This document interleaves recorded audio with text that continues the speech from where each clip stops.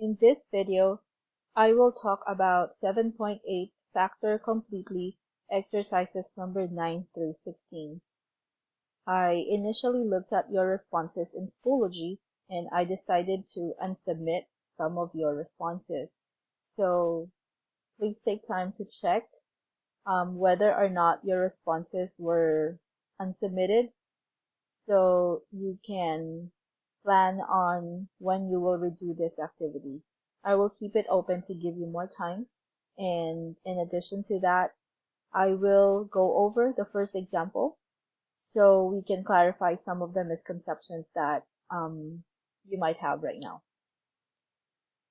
Okay, so in your word bank or answer bank at the bottom, you have all the possible factoring techniques such as GCF, PST, meaning perfect square trinomial, dots means difference of two squares, the famous X method, and factoring by grouping. In addition to that, I also included in the possible responses prime. Prime means that the polynomial cannot be factored anymore because its only factors are 1 and itself. Okay, so the first example is 4c cubed minus 4c. If you remember in your graphic organizer, the item in the middle is always asking for GCF. So do these two terms have GCF? If yes, what is it? So if you're thinking that the GCF is 4c, you're right. Let's try that. So 4c. And then if you divide each term by the GCF, the remaining factor will be c to the second power minus, let me undo the exponent.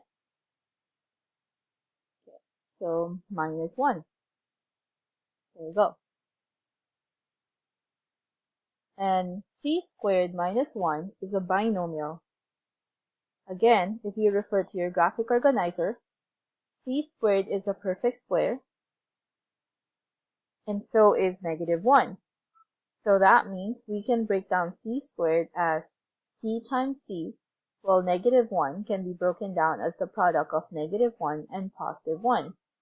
So if you write down the complete factored form of this example, you will get 4c times c minus 1 times c plus 1.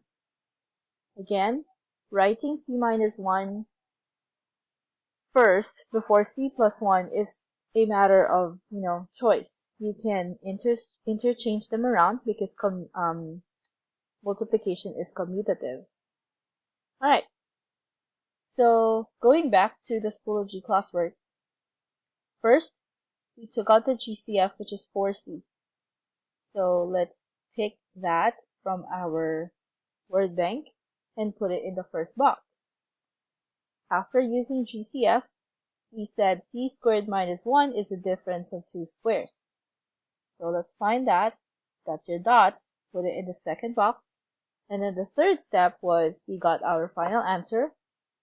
So let's find that here. And there you go. Alright. Now some of you put these in the wrong order. I'm not saying that is wrong. If that happens, I will overwrite your scores. Because the three boxes may be switched around as long as you get the correct combination. Okay, so now that you've seen an example, go ahead and try doing these exercises one more time, and I hope to see your responses online in Schoology. Have a good one.